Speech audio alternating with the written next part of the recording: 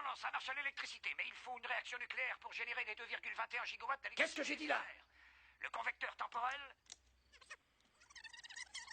Ça marche à l'électricité, mais il faut une réaction nucléaire pour générer les 2,21 gigawatts d'électricité. 2,21 gigawatts 2,21 gigawatts.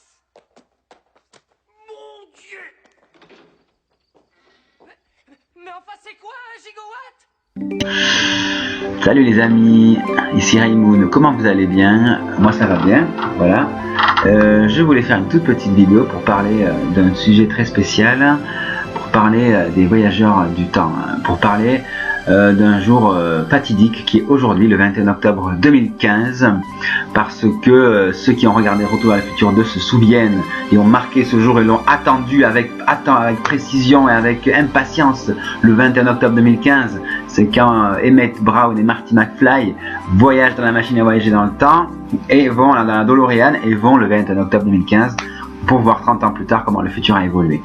Bon, c'est pas le futur qu'on a, il n'y a pas de voitures volantes dans les rues, il n'y a pas de filles avec des coupes incroyables, il n'y a pas d'almanach qui te donne les résultats sportifs, il n'y a pas de propreté partout dans la ville, il n'y a pas des bidules qui font des bruits à tous les coins de rue, il n'y a pas d'écran géant dans toutes les maisons, enfin c'est pas du tout comme on imagine le futur des années 80, imagine un futur hyper technologisé, c'est le cas, mais on n'est pas encore au niveau du film, voilà.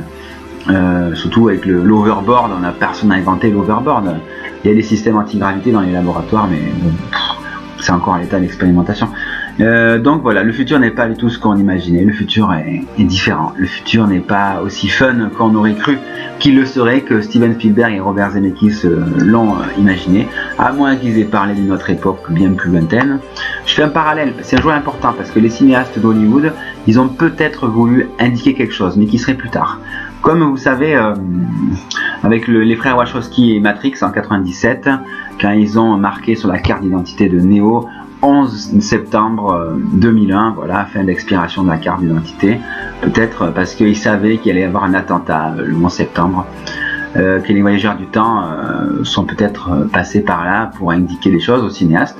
Est-ce que les cinéastes ont indiqué aux voyageurs du temps, ou les voyageurs du temps ont indiqué aux cinéastes qu'il allait se passer quelque chose le 21 octobre 2015. La journée n'est pas finie, on ne sait pas. Moi, je veux marquer ce jour. Je me suis peint les cheveux en bleu. Hein, j'ai fait une coloration en bleu. Je me suis relooké pour être dans le style du futur, un petit peu, pour être moderne, pour être Jones. Voilà. Je me suis dit, si je vais faire ça pour m'en souvenir. Pour que ce soit ce jour-là que je kiffe, parce que j'ai toujours regardé Retour à le futur, revu, et vous l'avez sans doute regardé, tous ceux qui sont fans de SF, et j'en suis un des membres de fans de SF, voilà. Et qu'est-ce que je veux dire d'autre? C'est que on rêve tous d'un futur magnifique, d'un futur propre, mais le futur qu'on nous sert dans les films, en général, il est très technologisé, très... moi j'imaginerais bien un futur où il n'y a plus de technologie, justement, il n'y a plus toutes ces conneries de civilisation qui bouffent la Terre. Franchement, ouais, vu ce qu'on a fait là, en 30 ans, depuis 85, ça a plutôt évolué en mal, quoi. Il y a de l'espoir, moi j'ai de l'espoir, personnellement je crois toujours en l'humain, j'ai vraiment de l'espoir, mais il y a énormément de choses à faire sur le plan social, sur les discriminations, sur l'évolution des mœurs. Voilà, c'est encore très sombre tout ça. On ne sait pas où va l'Europe, on ne sait pas où va l'Amérique, on ne sait pas où va le monde, on ne sait pas si les nationalismes vont reprendre le pouvoir, on ne sait pas. Le film n'aborde pas trop ça. Il aborde des tas de thèmes, Retour vers le futur, mais il n'aborde pas les problèmes de société. Le changement climatique, il n'aborde pas une seule fois le changement climatique. Il y a le docteur Emmett Brown qui arrive à se refaire une santé avec une nouvelle chirurgie esthétique, et c'est très intéressant de le voir reprendre 30 ans d'affilée. Mais même ça, on ne sait pas le faire encore. Une chirurgie esthétique qui te fait gagner 30 ans de vie, 40 ans, avec de nouveaux organes, de nouveaux cœurs et tout ça, quand même, faut le faire. Hein. C'est pas demain la veille qu'on y arrivera. Hein. Donc voilà, Retour vers le futur, on ne sait pas ce qui se passe, mais moi j'adorerais rencontrer les voyageurs du temps. Si vous êtes un voyageur du temps, je vous lance une annonce, j'aimerais vous rencontrer. J'aimerais que nous partions dans une dimension différente, dans un futur ou dans un passé lointain.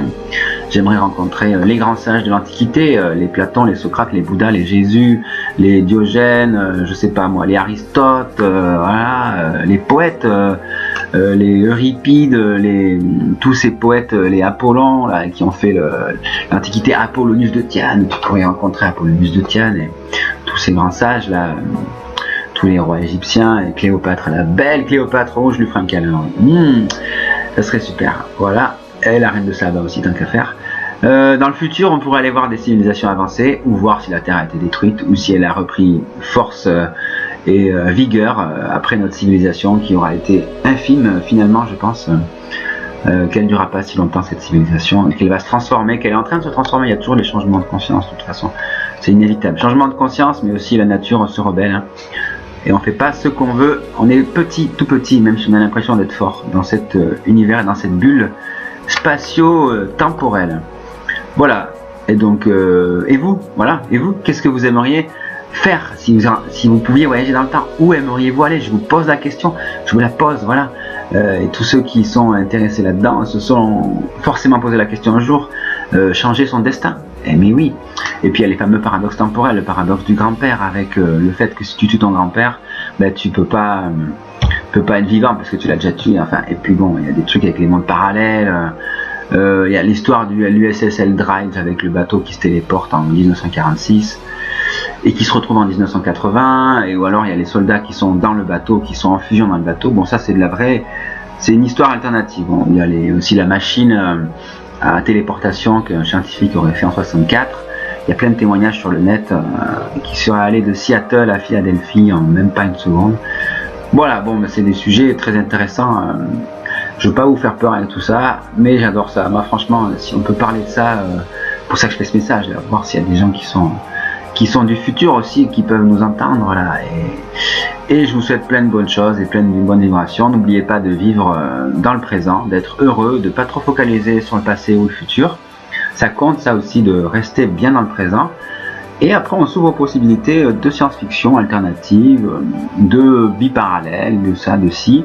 Mais rester ancré dans le présent, c'est ce qui compte. Avant toute chose, gardez au moins un petit brin d'esprit scientifique, c'est très important de partir. Si vous partez dans des délires, dans l'imagination, gardez un brin de logique, c'est très important. Cette logique n'est pas si froide que vous en avez l'impression. Cette logique permet aussi de rebondir un peu plus loin vers le haut et d'aller plus loin vers l'expansion de la vie, l'ampleur de l'être, l'ampleur de la vie et de la beauté, de l'émerveillement de la vie. Voilà, bon, je divague, je vous souhaite plein de bonnes choses, je vous souhaite le meilleur, je vous fais des câlins, je vous fais des bisous, et au bientôt tout le monde. Et bientôt nous nous retrouvons aussi pour de nouvelles aventures. Voilà, je vous le dis, ça va être très intéressant. Mouah, je vous souhaite plein de bonnes choses. Yeah!